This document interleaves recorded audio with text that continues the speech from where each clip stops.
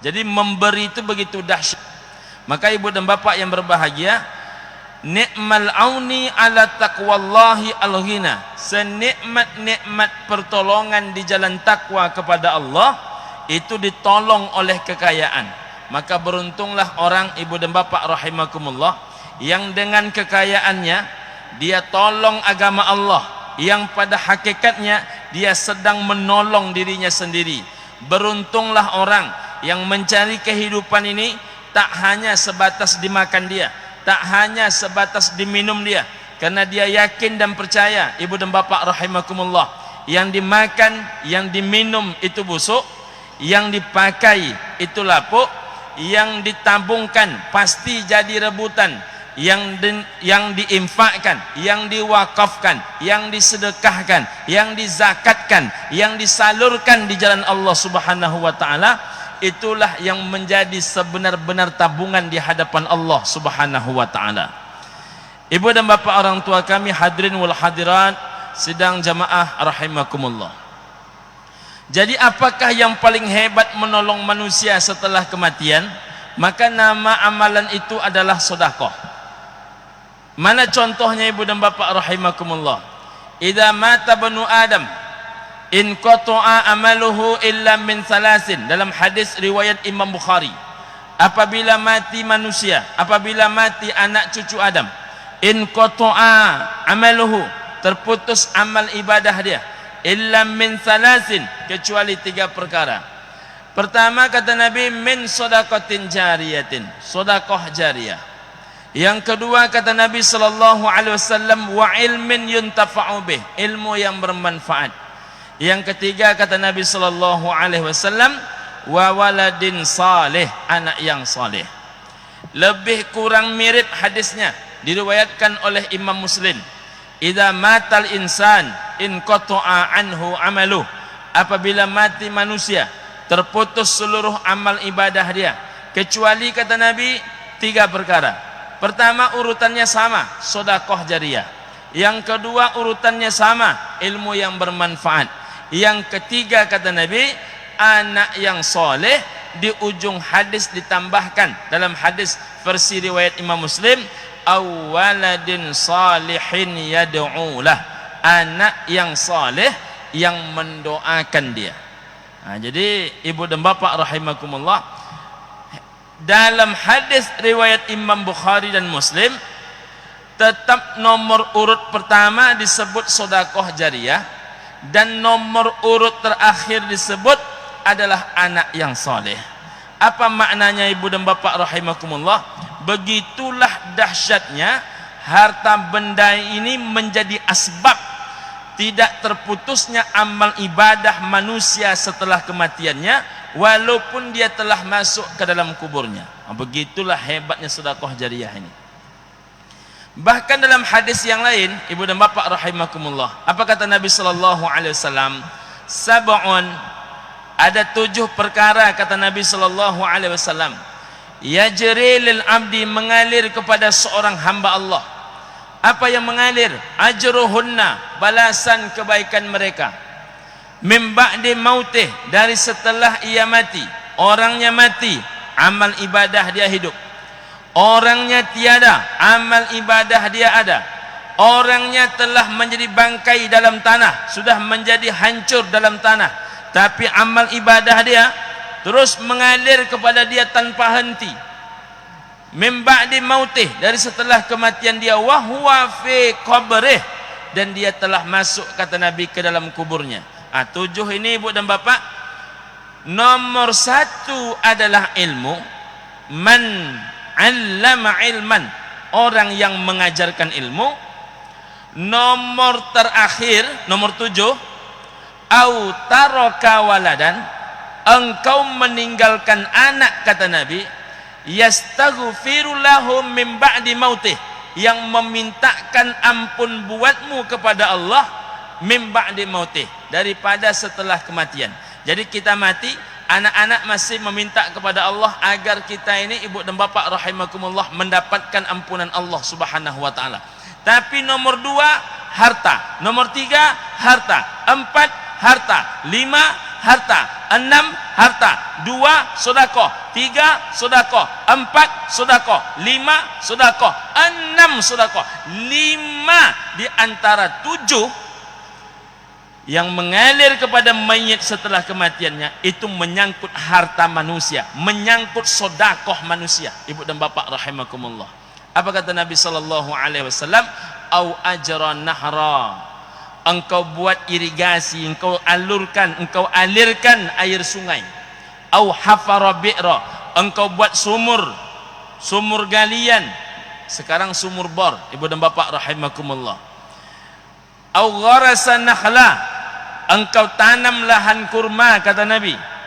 Au bana masjidan. Engkau bangunkan masjid, kata Nabi.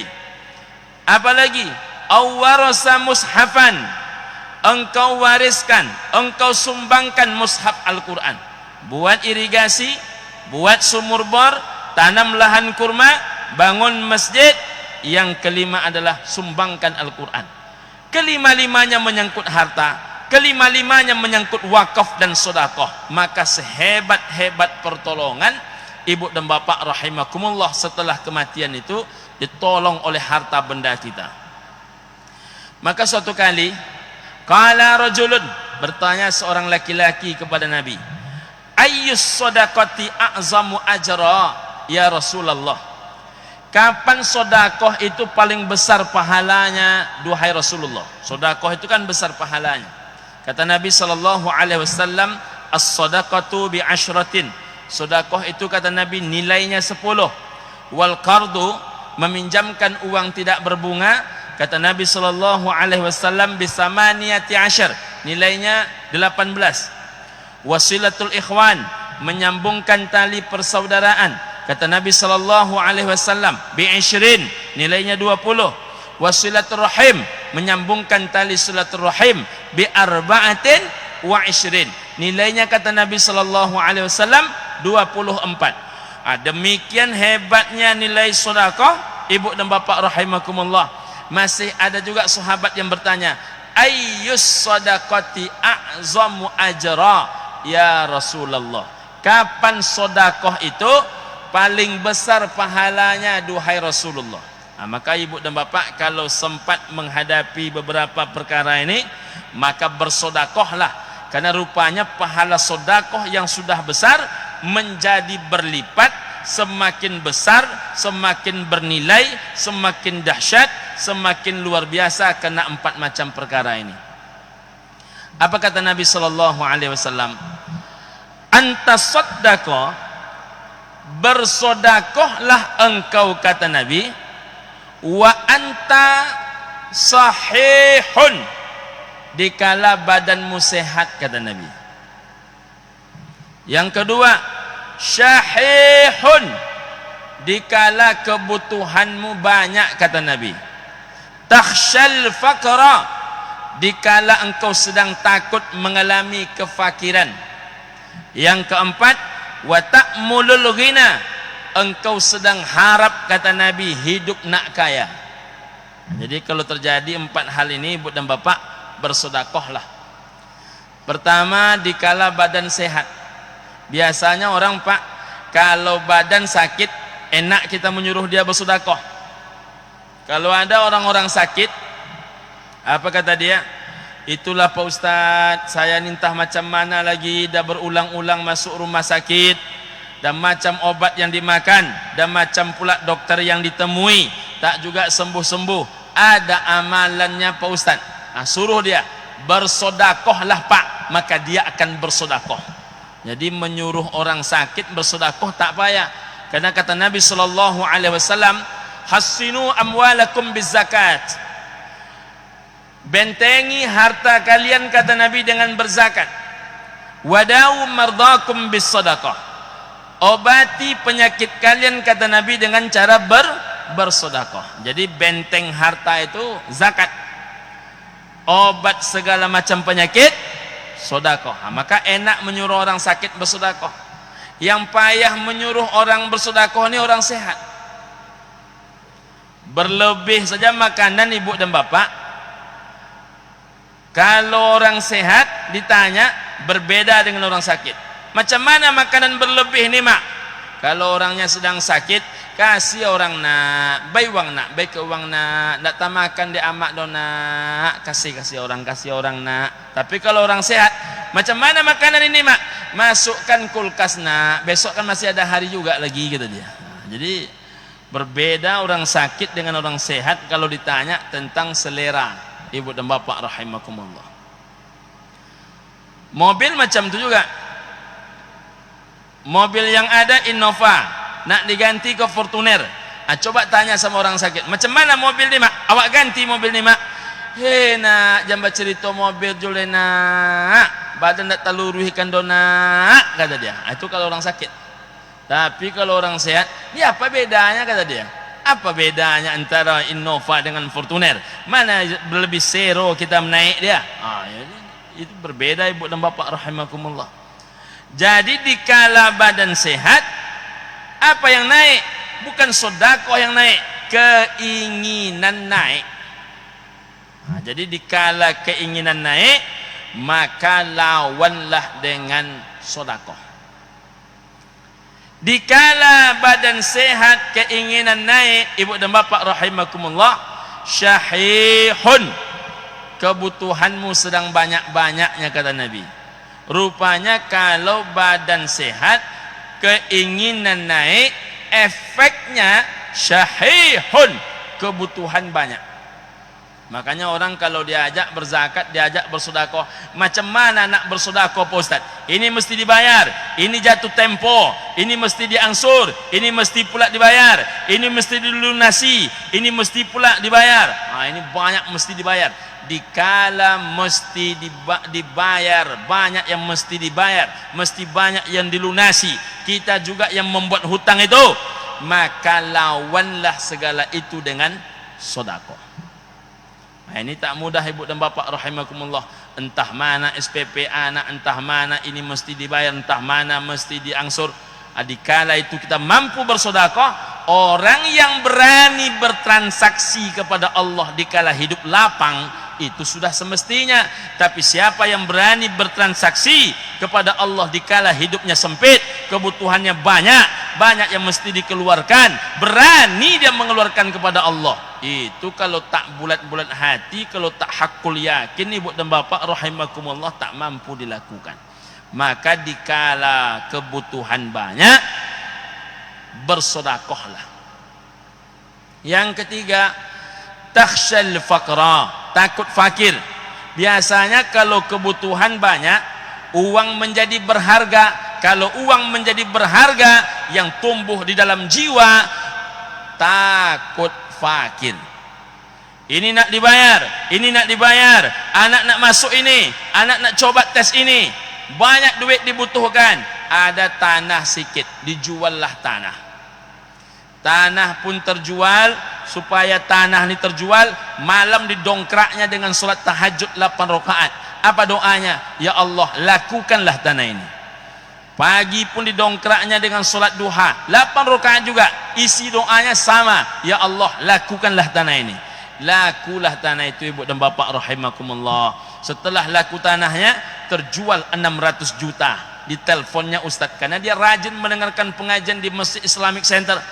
Ketika dia telepon Ustaz, Assalamualaikum. Waalaikumsalam. Pak Ustaz nak nanya sikit boleh? Boleh. Apa nak ditanya bu?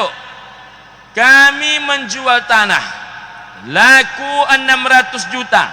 Apakah wajib zakat? Apa kata Ustaz tu? Wajiblah. Mendengar wajiblah, ni loyo ibu ni langsung. Ibu dan bapak rahimakumullah, kalau mesti dibayar zakat Pak Ustaz, berapa zakatnya itu Pak Ustaz? Pas pula Ustaz ni bisa pula memprovokasi sikit. Sepelit-pelitnya manusia beriman, itu zakat dia 2,5%. Kok dibilang Ustaz tu sepelit-pelit? Karena Abdurrahman bin Auf zakatnya 97,5%.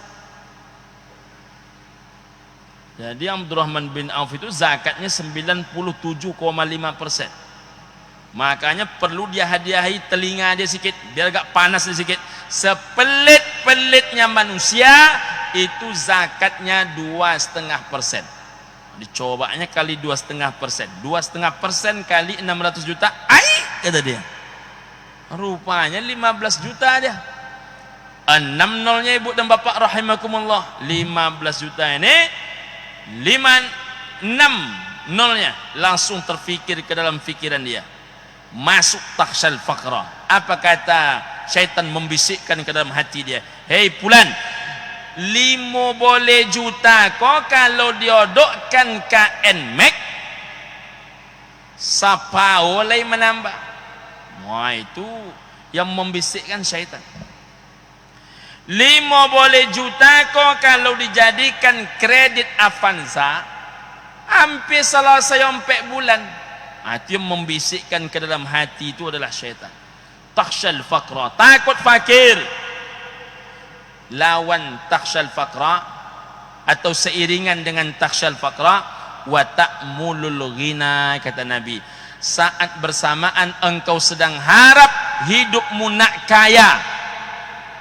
Iko 15 juta kok kalau diodokkan ke Ramayana sekali putau kain, sekian untung kok kata kawan. Tak bayang tuh 15 juta sebanyak apa kainnya kok. Sekali dilope kain kok sekian puluh untungnya kok. Rasokan iyo, rasokan banyak, rasokan bauntung, rasokan dape, rasokan balobio, rasokan raso. Rasa itu ibu dan bapak disebut dengan ta'mulul ghina. Harap nak kaya, harap berlebih, harap beruntung, harap.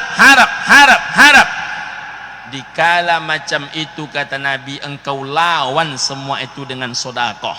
Wala tumhil, jangan engkau tunda sedekahmu kata Nabi, hatta idza balagatil hulqum, hingga apabila nyawamu telah masuk ke dalam tenggorokan, kulta li fulanin kada wa li fulanin kada, saat itulah engkau akan berkata kata Nabi sallallahu alaihi wasallam, untuk sianu sekian, untuk sianu sekian, untuk menolong pengecatan Masjid Islamic Center sekian, untuk menolong masjid sebelah sana sekian, mushola sana sekian, anak yatim sekian, fakir miskin sekian. Jadi manusia ini akan membagi-bagikan harta dia Bapak Ibu. Kapan Pak Ustaz? Nanti waktu sakaratul maut. Dikala dia tak lagi bisa melipat tangan, dikala dia tak lagi bisa untuk menutup mata, mata yang terbuka tak bisa dia tutup, mulut ternganga tak bisa dia katup, saat itulah manusia akan berkata, qulta li fulanin kada wa li fulanin kada, untuk sianu sekian, untuk masjid sekian, untuk mushola sekian. Nanti waktu sakaratul maut. Tapi kalau masih sehat ya, masih hidup dia, payah mengajaknya itu ibu dan bapak rahimakumullah. Ibu dan bapak, orang tua kami, guru-guru kami, jamaah Masjid Islamic Center, baik yang mendengarkan ceramah offline maupun online dimanapun berada. Ibu dan bapak rahimakumullah, jangankan masa sakaratul maut, masa manusia sudah mulai tua ibu dan bapak, maka dia ibu dan bapak yang berbahagia akan mulai membagi-bagikan hartanya. Jadi orang kalau sudah mulai tua itu mulai dia membagi-bagikan hartanya. Besok kalau mak mati nak, rumah ni jangan kalian jual. Jadi siapa yang menempati mak? Anak yang bungsu tinggal dalam rumah ni. Pokoknya rumah ni rumah tua. Siapapun yang tinggal di sini, itulah tempat berkumpul di sini. Memandang anak pertama, anak kedua, anak ketiga. Dia dapat bagian apa tidak? Waang janang comeh kepada anak paling tua. Ada sawit ayah di kebun durian 5 hektar. Itu untuk waang anak nam pertama. Lomak golak anak pertama. Tinggal memandang anak nomor 2 jo anak nomor 3. Janang comeh. Ada ruko ayah di topi jalan Bangkinang Pekanbaru, 2 pintu 2 lantai. Bapak ibu yang punya ruko di tepi jalan Bangkinang Pekanbaru, meminta maaf, ambo tidak menembak ibu dan bapak, ikum cuman mencontohkannya saja ibu dan bapak rahimakumullah. Pintu ruko 2 pintu 2 lantai, di jalan Bangkinang Pekanbaru itu untuk waang nak nan nomor 2, lalamak pulau golak nan nomor 2, tinggal nan nomor 3 ibu dan bapak rahimakumullah. Bangkit comenya kau jan comena ada tanah ayah di jalan Bangau Sakti Panam. Setelah simpang Panam sebelah itu namanya Bangau Sakti. Dari Siko Garuda Sakti, setelah Garuda Sakti Bangau Sakti, masuk ke dalam ada tanah ayah topi jalan. Bapak ibu yang punya tanah di situ mau minta maaf. Ibu dan bapak rahimakumullah. Maka tanah itu untuk anak nomor 3. Maka ibu dan bapak rahimakumullah, di usia tua manusia sudah mulai menjatah-jatahkan anaknya. Hebatnya anak pertama ada jatahnya, anak kedua ada jatahnya, anak ketiga ada jatahnya, anak keempat ada jatahnya. Siapa yang tidak punya jatah Pak Ustadz? Hanya satu yang tidak punya jatah. Siapa dia? Yang tidak punya jatah adalah yang punya harta. Yang punya harta tidak ada jatah. Rumah untuk anak, rumah untuk orang tua yang punya rumah itu tak ada. Tanah untuk anak, yang punya tanah tak dapat tanah. Sawit untuk anak, yang punya sawit tak dapat sawit. Ruko untuk anak, yang punya ruko tak dapat ruko. Adakah lilin yang lebih lilin dibandingkan lilin yang satu ini? Enggak ada. Kalau ibu dan bapak menengok lilin, lilin itu Pak, dia terangi orang di sekitar dia, dia bakar badan dia, tapi paling tidak ibu dan bapak rahimakumullah, sedikit sumbu masih dia tinggalkan. Jadi lilin itu masih meninggalkan sumbu untuk dia walaupun sedikit. Tapi ada orang yang lilin, lebih lilin daripada lilin. Orang lain sekitar dia terang, badan dia terbakar, untuk dia tidak ada. Saking tidak adanya ibu dan bapak, jangankan lilin baru, sumbu untuk dia pun tak ada ibu dan bapak rahimakumullah. Bayangkan tuh. Memang salasun muhlakat kata Nabi. 3 perkara yang bisa membuat hidup manusia ini rusak, binasa, hancur. Hawa muttabaun, hawa nafsu yang terlalu diperturutkan. Salah satu hawa nafsu yang paling buruk, rasa cinta berlebih kepada makhluk. Di antaranya berlebih cinta kepada istri, istri senang awak menderita. Cinta berlebih kepada anak, anak senang untuk awak tak ada.